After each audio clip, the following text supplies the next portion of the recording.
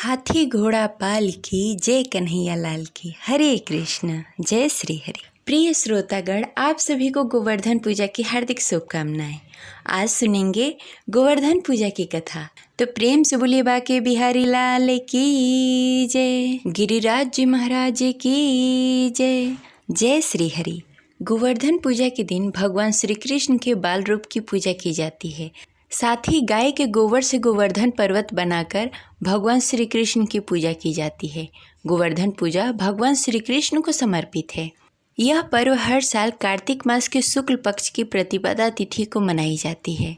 इसे गोवर्धन पूजा या अन्नकूट के नाम से भी जाना जाता है। इस पर्व का सबसे अधिक रौनक मथुरा, वृंदावन, गोकुल, बरसाना और नंदगांव में देखने को मिलता है। इस दिन गोवर्धन पर्वत भगवान श्री कृष्ण की विधि विधान से पूजा आराधना की जाती है और गायों का श्रृंगार करके गायों की पूजा की जाती है। घरों में गाय के गोबर से गोवर्धन पर्वत की आकृति बनाई जाती है और फिर फूल, धूप, दीप, नैवेद्य के साथ उनकी पूजा की जाती है। इसके साथ ही अंत में व्रत कथा का भी पाठ किया जाता है। ऐसा करने से घर में सुख, शांति, समृद्धि बनी रहती है। माना जाता है कि अन्नकूट की कृपा से घर में कभी अन्न की कमी नहीं होती। इस दिन बाके बिहारी लाल यानी कि भगवान श्री कृष्ण को 56 भोग लगाए जाते हैं। माना जाता है कि जब भगवान श्री कृष्ण ने इंद्र के प्रकोप से ब्रजवासियों की रक्षा के लिए 7 दिनों तक गोवर्धन पर्वत को अपनी कनिष्ठा उंगली पर उठाए रखा था तो उन्होंने कुछ भी ग्रहण नहीं किया था। माता यशोदा कृष्ण जी को प्रतिदिन 8 पहर भोजन कराती थी। उस 7 दिन के भोजन की भरपाई के लिए ब्रजवासियों ने भगवान श्री कृष्ण पर प्रसन्न होकर और प्रेम से वशीभूत होकर 56 तरह के व्यंजन बनाए और उन्हें अर्पित किया। इस तरह भगवान श्री कृष्ण को 56 भोग अर्पित करने की परंपरा प्रारंभ हुई। गोवर्धन पूजा के दिन घर के आंगन में गाय के गोबर से भगवान श्री कृष्ण गोवर्धन पर्वत की प्रतिमा बनाकर उसे अच्छी तरह से सजाकर शुभ मुहूर्त में पूजा आराधना की जाती है। मान्यता है कि इस दिन गोवर्धन पूजा करने और गाय को गुड़ और चना खिलाने से भगवान श्री कृष्ण प्रसन्न होते हैं। ये रही गोवर्धन पूजा की जानकारी। अब चलिए सुनते हैं गोवर्धन पूजा की पौराणिक कथा। तो प्रेम से बोलिए बाके बिहारी लाल की जय, गिरिराज जी महाराज की जय, जय श्री हरि।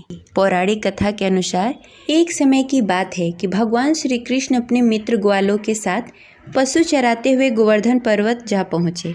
वहाँ उन्होंने देखा कि बहुत से व्यक्ति एक उत्सव मना रहे हैं, तरह तरह के पकवान बना रहे हैं और पूजा मंडल सजा रहे हैं और सभी लोग सुबह से ही पूजा सामग्री इकट्ठा करने में लगे हुए हैं।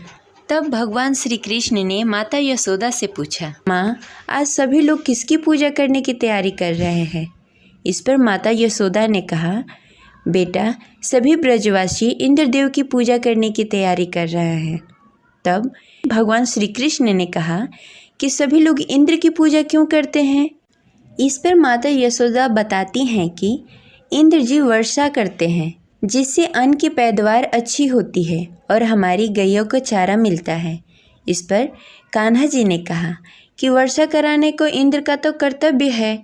यदि हमें पूजा करनी है तो गोवर्धन पर्वत की करनी चाहिए, क्योंकि हमारी गैया वहीं चढ़ती हैं और उन्हें फल फूल, सब्जियाँ और गोवर्धन पर्वत से ही मिलता है। इस पर सभी ब्रिजवासी सहमत हुए। उन्होंने उस दिन से संकल्प किया, इसके बाद सभी ब्रिजवासी गोवर्धन पर्वत की ही पूजा करेंगे। जिसके बाद गोवर्धन पर्वत की पूजा होने लगी। इस बात को देवराज इंद्र ने अपना अपमान समझा और क्रोध में आकर प्रलयदायक मूसलाधार बारिश शुरू कर दी, जिससे चारों ओर त्राहि त्राहि होने लगी। सभी अपने परिवार और पशु को बचाने के लिए इधर उधर भागने लगे। तब ब्रजवासी कहने लगे कि ये सब कृष्ण की बात मानने के कारण हुआ है। अब हमें इंद्रदेव का क्रोध सहना पड़ेगा। इसके बाद भगवान श्री कृष्ण ने देवराज इंद्र का अहंकार दूर करने के लिए और सभी ब्रजवासियों की रक्षा के लिए भगवान श्री कृष्ण ने गोवर्धन पर्वत को अपनी कनिष्ठा उंगली पर उठा लिया। तब सभी ब्रजवासियों ने गोवर्धन पर्वत के नीचे शरण लिए।